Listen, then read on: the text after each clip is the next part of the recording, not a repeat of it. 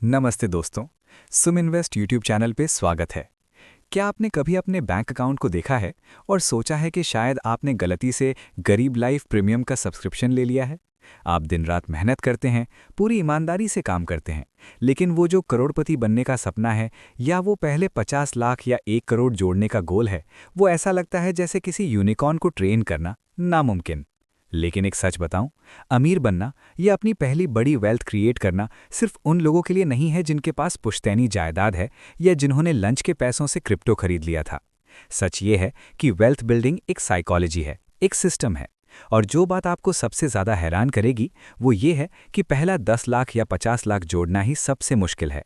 उसके बाद आपका पैसा आपके उस कजिन से भी ज़्यादा मेहनत करता है जो लिंक्डइन पर मोटिवेशनल कोट्स डालता रहता है। आज के इस वीडियो में मैं आपको वो 9 सॉलिड स्ट्रैटेजीज बताने वाला हूं जो आपको फाइनेंशियली फ्री बना सकती हैं। हम कोई हवाई बातें नहीं करेंगे, हम बात करेंगे टैक्स बचाने की, सही जगह इन्वेस्ट करने की और उस एक चीज़ की जो आपकी जेब सबसे ज़्यादा काटती है। ये वो रोड मैप है जो आपको मिडिल क्लास ट्रैप से बाहर निकालेगा। तो दोस्तों, अगर आप अपनी फाइनेंशियल लाइफ को लेकर सीरियस हैं और वो प्रैक्टिकल स्ट्रैटेजीज सीखना चाहते हैं जो वाकई में इंडिया में काम करती हैं, तो अभी इसी वक्त इस चैनल को सब्सक्राइब कर लें और उस बेल आइकन को दबा दें, क्योंकि मैं नहीं चाहता कि आप 60 की उम्र में पछताएं।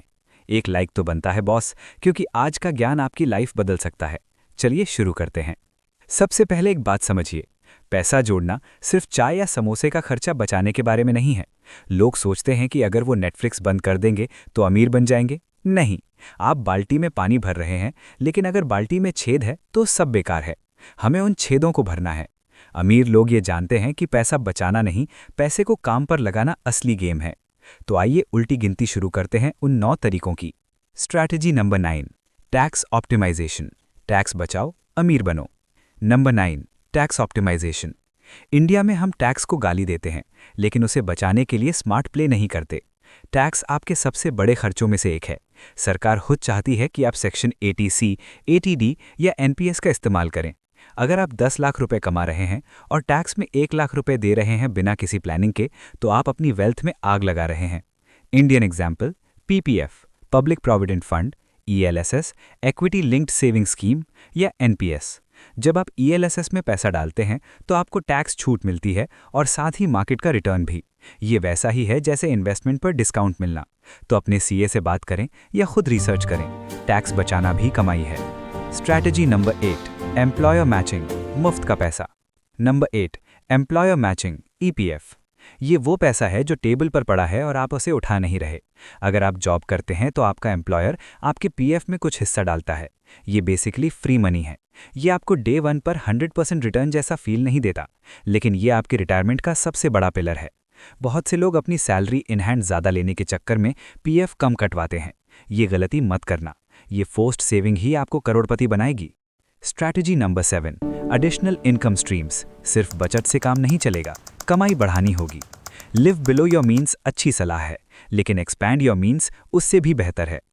इंडिया में आज फ्रीलांसिंग, ट्यूशन, कंटेंट क्रिएशन या कोई भी साइड हसल शुरू करना आसान है। याद रखिए, आपकी सैलरी घर चलाएगी, लेकिन आपका साइड हसल आपकी वेल्थ बनाएगा। उस एक्स्ट्रा 5-10 हज़ार रुपए को खर्च मत करो, उसे सीधा इन्वेस्टमेंट अकाउंट में डालो। उसे अपने वेल्थ फंड की तरह ट्रीट करो। स्ट्रैटेजी नंबर 6, री इन्वेस्ट डिविडेंड्स, कंपाउंडिंग का जादू। डिविडेंड्स को री इन्वेस्ट करें।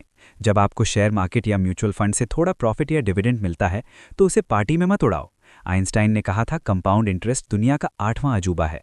अगर आप उस पैसे को वापस मार्केट में डालते हैं तो वो पैसा और पैसा बनाता है। टिप, म्यूचुअल फंड में हमेशा ग्रोथ ऑप्शन चुनें, न कि डिविडेंड पे आउट। इससे आपका पैसा अपने आप री इन्वेस्ट होता रहता है और कंपाउंडिंग का स्नोबॉल बड़ा होता जाता है। Strategy number 5, minimise investment fees, छिपा हुआ दुश्मन। नंबर 5, फीस पर ध्यान दें। म्यूचुअल फंड्स में एक चीज़ होती है एक्सपेंस रेशियो। अगर आप बैंक वाले अंकल के कहने पर रेगुलर प्लान लेते हैं तो आप अपनी कमाई का 1.5% कमीशन में दे रहे हैं। सुनने में 1% कम लगता है, लेकिन 20 साल में ये आपकी वेल्थ का 20-30% खा सकता है। सोल्यूशन, हमेशा डायरेक्ट म्यूचुअल फंड्स में इन्वेस्ट करें। सेम फंड, सेम मैनेजर, बस कमीशन ज़ीरो। स्मार्ट बनिए। अपनी मेहनत का पैसा एजेंट को क्यों देना जब आप खुद एक क्लिक में इन्वेस्ट कर सकते हैं। Strategy number 4, don't time the market, market के ज्योतिषी मत बनो। नंबर 4, मार्केट को टाइम करने की कोशिश मत करो। हम सब सोचते हैं जब मार्केट गिरेगा तब पैसा लगाऊंगा। दोस्तों, मार्केट कब गिरेगा और कब उठेगा, ये भगवान के अलावा किसी को नहीं पता। जो लोग इंतजार करते हैं वो अक्सर रैली मिस कर देते हैं।